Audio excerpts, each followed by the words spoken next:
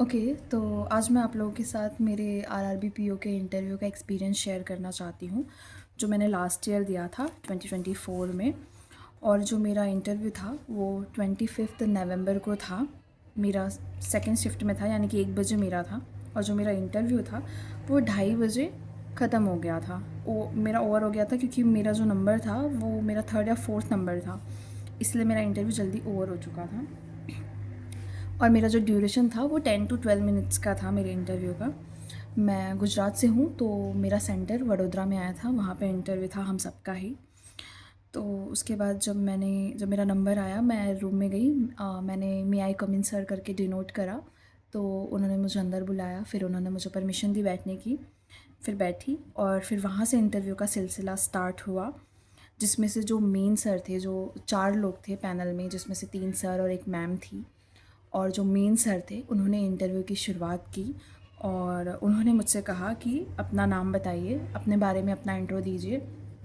तो मैंने उन्हें अपना नाम बताया, अपना इंट्रोडक्शन दिया। उसके बाद उन्होंने मुझसे पूछा कि आपने ग्रेजुएशन में क्या किया।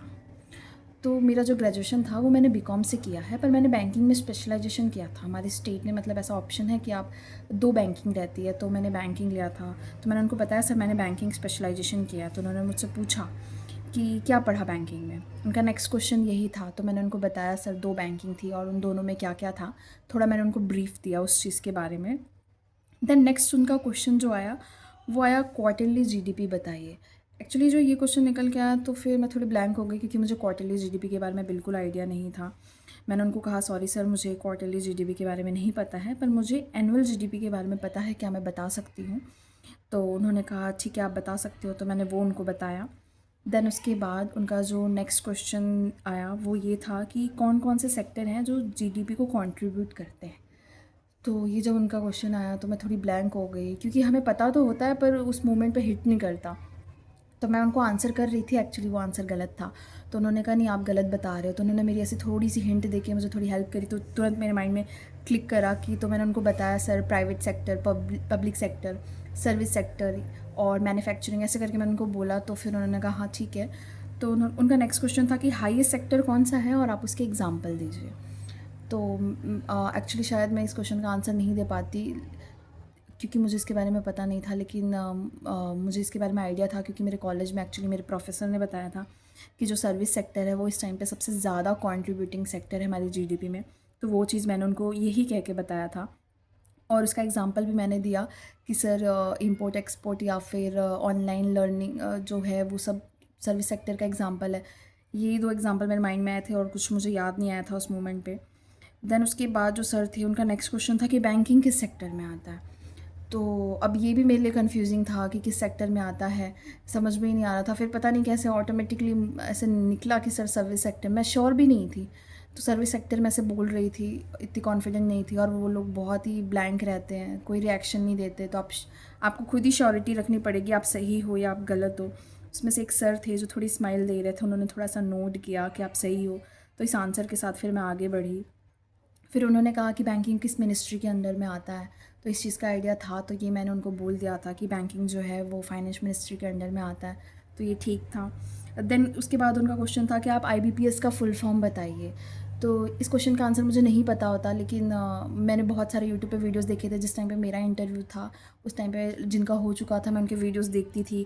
और ये जो क्वेश्चन था ये बहुत फैमिलियर था। ये जो क्वेश्चन था उस टाइम पे बहुत सारे लोगों से पूछा गया था, तो ये मैं याद करके गई थी। तो थैंक गॉड जो ये मुझे पता था, मैंने बता दिया था। देन उसके बाद जो दूसरे सर हैं उन्होंने कमांड ली। फिर उन्होंने मुझसे पूछा कि दादा साहब फाल्के अवार्ड किसे दिया जाता है। तो इस अवार्ड के बारे में सुना तो था, पर मैं श्योर नहीं थी कि किसे दिया जाता है। मेरे माइंड में चल रहा था कि स्पोर्ट्स पर्सन को दिया जाता है, बट पता नहीं कैसे मेरे सबकॉन्शियस माइंड में शायद सेट था, मेरे मुंह से निकल गया कि फिल्म इंडस्ट्री में या फिर एक्टर्स को दिया जाता है। तो सर ने नोट किया, तो मैं श्योर हो गई कि हाँ ठीक है, ये मैं इस चीज़ में करेक्ट हूँ। देन उसके बाद उनका क्वेश्चन था कि पीएसएल में एग्रीकल्चर का कितना परसेंट है। तो मुझे ये भी नहीं पता था। आई नो ये बहुत बेसिक क्वेश्चन है, ये सभी को पता होता है कि पीएसएल में एग्रीकल्चर का परसेंट कितना है, मुझे नहीं पता था। तो उन्होंने मुझे कहा कि आप इसको रट के आना भूल गए हो। तो मैंने कहा यस सर मैं इसको रट के आना भूल गई हूँ। देन उसके बाद पैनल में जो मैम थी, फिर उनकी टर्न आई। फिर उन्होंने मुझसे पूछा कि आरआरबी के बारे में बताइए और इसकी ज़रूरत क्यों पड़ी। तो मैंने उस चीज़ का उसको उनको आंसर दिया, मैंने उनको बताया जो मैं पढ़ के गई थी, तो वो मेरे आंसर से बिल्कुल सैटिस्फाइड नहीं थी, वो मेरे आंसर से एग्री नहीं कर रही थी। मैंने वापस से उनको बताया, पर स्टिल वो एग्री नहीं कर रही थी। फिर उसके बाद उन्होंने मुझसे नेक्स्ट क्वेश्चन पूछा मैम ने कि 2 फीमेल सीएम के नाम बताइए। तो ये भी मैंने यूट्यूब पे देखा था, मैं मेरे इस टाइम पे जब लोगों के इंटरव्यू चल रहे थे, तो ये क्वेश्चन भी बहुत फ़ैमिलियर था उस टाइम पे। तो मैं देख के गई थी, तो थैंक गॉड ये मुझे पता था, ये मैंने उनको बता दिया था, तो वहाँ से मेरी ये हेल्प हो गई थी ये वाली। देन मैम ने पूछा कि पहले के टाइम पे इंटरेस्ट सिंपल होते थे या कंपाउंड इंटरेस्ट में इंटरेस्ट दिया जाता था। जब वो लैंडलॉर्ड्स होते थे, उनसे जब फार्मर्स लोन लेते थे, तो वो कौन से रेट ऑफ इंटरेस्ट पे होता था। तो इस चीज़ के बारे में मुझे आइडिया नहीं था, बट स्टिल मैंने गेस करके उनको सिंपल इंटरेस्ट बोला, तो उन्होंने कहा नहीं आप गलत हो, कंपाउंड इंटरेस्ट पे दिया जाता था। मेरे को ऐसा थोड़ा लग तो रहा था, पर ठीक है गेस किया, सही गलत तो निकल सकता था। देन उसके बाद जो एक सर थे, जो 4th पैनल मेंबर थे, उनके पास गया। फिर उन्होंने मुझसे पूछा कि लोकसभा के स्पीकर का नाम, गवर्नर नहीं, यहाँ पे स्पीकर आएगा, कि स्पीकर का नाम बताइए। एक्चुअली मैं हमेशा कंफ्यूज रहती थी लोकसभा और राज्यसभा में। तो उन्होंने मुझसे पूछा, तो जो भी उन्होंने मुझसे पूछा था उसका आंसर ओम बिरला आना चाहिए था, और मैंने उनको जयदीप धनकर बोला था। तो उन्होंने कहा था आप श्योर हो कि यही आएंगे। तो मुझे लगा शायद वो मुझे तो मुझे डराने की कोशिश कर रहे हैं, तो मैंने बहुत ही श्योरली उनको बोला कि यस सर यही आएंगे। उन्होंने कहा ये तो एक और पोजीशन होल्ड करते हैं। मैंने कहा यस सर, ये उस टाइम पे वाइस प्रेसिडेंट थे, तो ये चीज़ मैंने उनको बताई। तो उन्होंने कहा लेकिन आप श्योर हो, इतनी बार वो बोल रहे थे तो मुझे खुद पे ही डाउट हो गया। मैंने कहा सर शायद मैं गलत हो सकती हूँ। तो उन्होंने कहा ओम बिरला होंगे।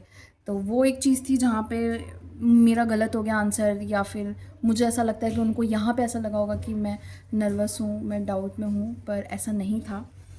पर यहाँ पे ऐसा हो चुका था मेरे साथ। देन उसके बाद उन्होंने मुझसे क्वेश्चन पूछा कि इनकॉर्पोरेशन से आप क्या समझते हो।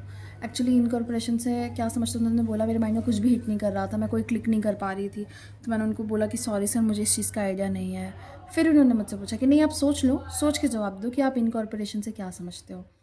तो मैंने वापस से थोड़ा पॉज़ लिया, पर मेरे माइंड में सच में दोबारा भी कुछ भी क्लिक नहीं करा। तो मैंने उनको बोला सॉरी सर मुझे नहीं पता। फिर वो वापस से बोलने लगे। तो मैंने कहा कि सर मैं गलत आंसर नहीं करना चाहती हूँ, मुझे सच में इसके बारे में नहीं पता है। तो उन्होंने फिर उसके बाद वापस इस क्वेश्चन को रिपीट नहीं किया। देन उन्होंने पूछा कोई शॉर्ट फॉर्म, उन्होंने बोला, और उन्होंने कहा इंस्ट्रूमेंट एक्ट बताइए। वो एक्चुअली मुझे नाम याद नहीं है, मैंने इसीलिए थोड़ा सा ब्लैंक छोड़ा है, किसी को याद हो तो बताइएगा। वो लोग शॉर्ट फॉर्म यूज़ कर रहे थे कि आप इस एक्ट के बारे में बताइए। तो फिर मैंने कहा कि सर मुझे इस एक्ट के बारे में आइडिया नहीं है।